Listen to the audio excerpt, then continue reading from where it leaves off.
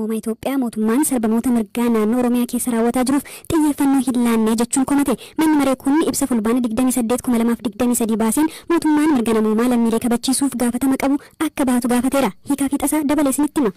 Gumiin mirgoota namoomaa Itoophiyaa naannoo Oromiyaatti iddoo garaagaraatti sarbama mirgaa raawwatuuf mootummaan xiyyeeffannoon kennine jedhe. Humnoonni nageenyaa mootummaa fi hidhattootaan sarbamni mirgaa garaagaraa qaqqabaa jiruuf furmaata akka argatuuf deddeebiin qaama ilaallatu gaafatus rakkoon kun yeroo yerootti hammaachaa dhufeera jedha. Ibsi gumiin mirgoota namoomaa Itoophiyaa har'a fulbaana 28 ba'e. Haala kanaanis lammiileen lubbuun darbaa qaamni miidhamaa qabeenyi isaanii saamamaa fi mancaa akkasumas qe'ee isaan irraa buqqa'aa jiru jedheera.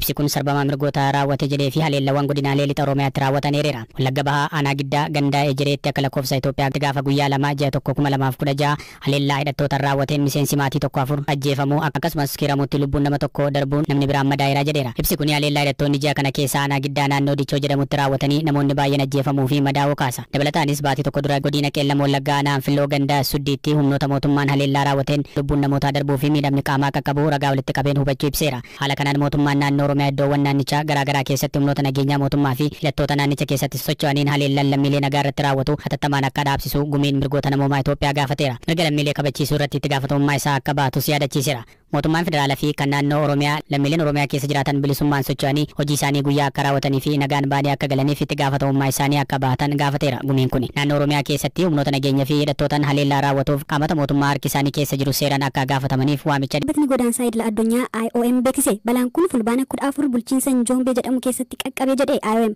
Galaanaa Balaay dabalata qaba. Balaan kun fulbaana 14 bara 2023 daangaa Zaambiyaatti kan qaqqabe yoo ta'u konkolaataan balaan isa mudate kun godaantota lammiilee Itoophiyaatti jedhaman 29 fe'ee ture. Balaan kun daangaa Taanzaaniyaa fi Zaambiyaa akka taate naannoo Njombe jedhamtutti akka qaqqabe dhaabbatichi ibseera.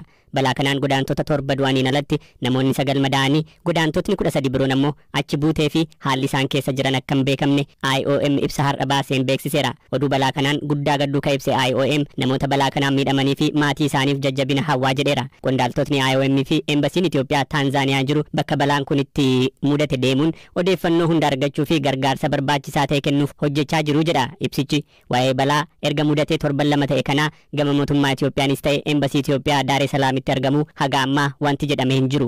BBC'n balaa kanaan wal qabatee odeeffannoo dabalataa argachuuf IOM'if gaaffii dhiyeessee deebii eeggachaa jira. Balaan kun rakkoolee hedduu godaantota gaanfa Afrikaa irraa gara Afrikaa kibbaatti imalan mudatu keessaa isa tokko agarsiisaa akka jedhu IOM rakkoo kana furuuf tarkaanfii hatattamaa akka fudhatamuu qabu ibseera. Dhaabbatichi naannicha keessatti nageenyaaf mirga namoomaa godaantotaa eegsisuuf jecha waayiloota mootummaa fi waldaalee siivilii wajjin hojjechuuf murteesseera jechuun ibseera. Godaantotni gaanfa Afrikaa keessumaa Itoophiyaa hedduun Keeniyaa, Taanzaaniyaa, Moozaambiik fa'aa keessa darbuun biyya erga yeroo dhiyoos godaantota hammaachaa jirtu Afrikaa kibbaatti godaanu. Imalli godaansa seeraan alaa biyyoota kunniin keessa qaxxaamuruun godhamu balaawwan hamaa lubbuu galaafataniif saaxiluu itti fufee jira. Ebla darbees poolisiin Taanzaaniyaa godaantota Itoophiyaa seeraan ala biyyattii keessa qaxxaamuraa turan 63 ta'an Gumiin mirgoota namoomaa Itoophiyaa naannoo Oromiyaatti iddoo garaagaraatti sarbama mirgaa raawwatuuf mootummaan xiyyeeffannoon kennine jedhe. Humnoonni nageenyaa mootummaa fi hidhattootaan sarbamni mirgaa garaagaraa qaqqabaa jiruuf furmaata akka argatuuf deddeebiin qaama ilaallatu gaafatus rakkoon kun yeroo yerootti hammaachaa dhufeera jedha. Ibsi gumiin mirgoota namoomaa Itoophiyaa har'a fulbaana 28 ba'e. Haala kanaanis lammiileen lubbuun darbaa qaamni miidhamaa qabeenyi isaanii saamamaa fi mancaa akkasumas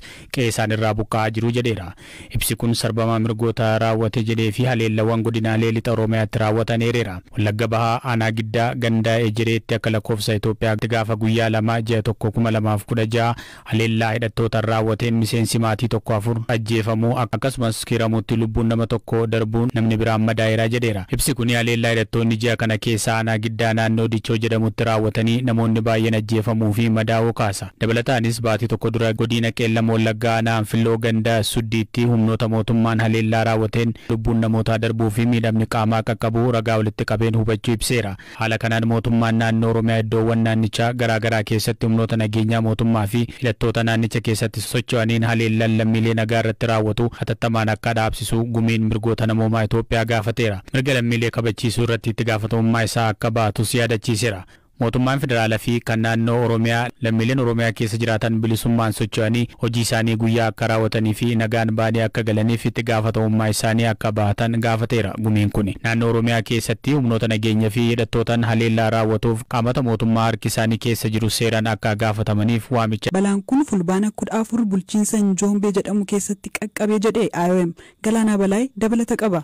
Balaan kun fulbaana 14 bara 2023 daangaa Zaambiyaatti kan qaqqabe yoo ta'u konkolaataan balaan isa mudate kun godaantota lammiilee Itoophiyaatti jedhaman 29 fe'ee ture.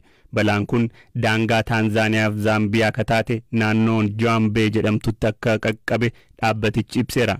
Balaa kanaan godaantota 7 du'aniin alatti namoonni 9 madaa'anii godaantotni 13 biroon ammoo achi buutee fi haalli isaan keessa jiran akka hin beekamne IOM ibsa har'a baaseen beeksiseera. Oduu balaa kanaan guddaa gadduu ka ibse IOM namoota balaa kanaan miidhamanii fi maatii isaaniif jajjabina hawwaa jedheera. Qondaaltotni IOM fi Embasiin Itoophiyaa Taanzaaniyaa jiru bakka balaan kun itti mudate deemuun odeeffannoo hunda argachuu fi gargaarsa barbaachisaa ta'e kennuuf hojjechaa jiru jedha ibsichi.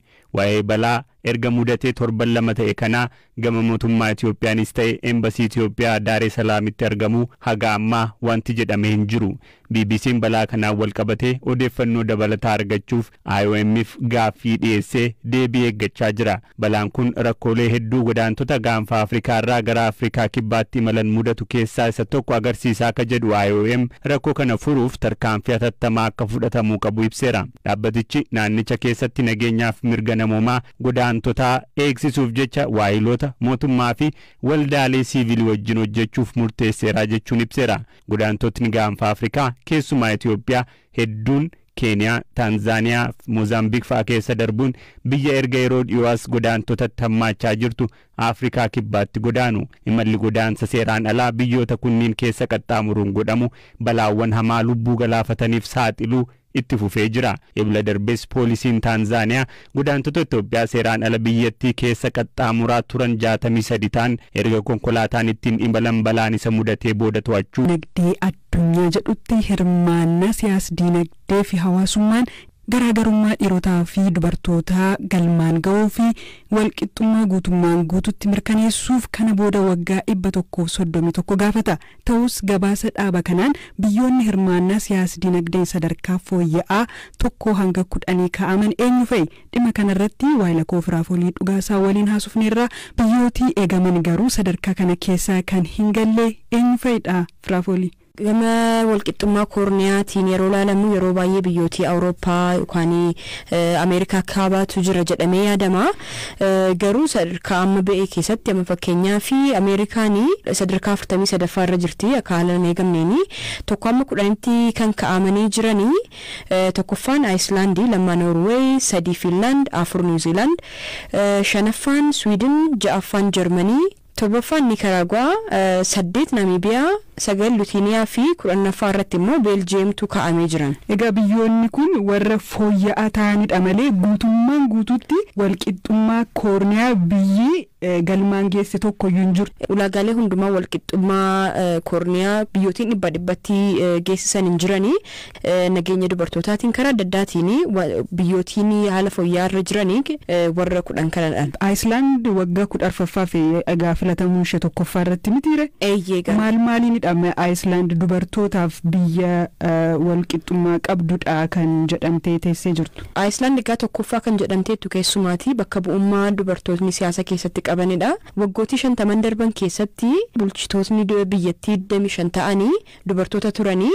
Miseensota paarlaamaa biyyattii keessaa parsantii 48 kan ta'anii dubartootadha. Karaa kan biraatiin garuu yoo ilaalamu karaa fayyaa dubartootaa fi nageenya isaaniitiin gaafa ilaalamu Aayislaand sadarkaa 128 irra jirti.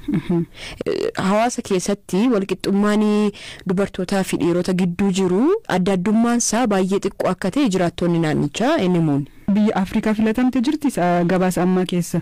Biyya Afrikaa tokkittitu jira, isheenis Naamiibiyaadha.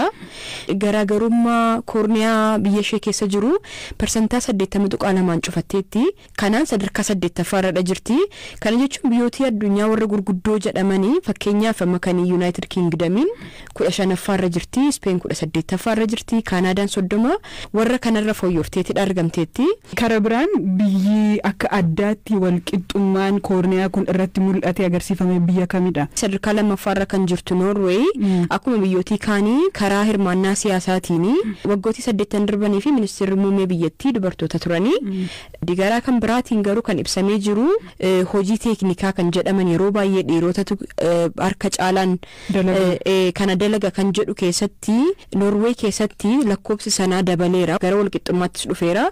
Mindaan dubartootaa fi dhiirotaa yeroo hedduu biyyootii hedduu keessatti adda addummaa qaba. Hojii wal fakkaataaf jechuudha. Hojii wal fakkaataaf sana qaba. Isa adda addummaa sana dhiphisuutiin Norway fakkeenyaaf sadarkaa 6ffaarradha jirti jechuudha.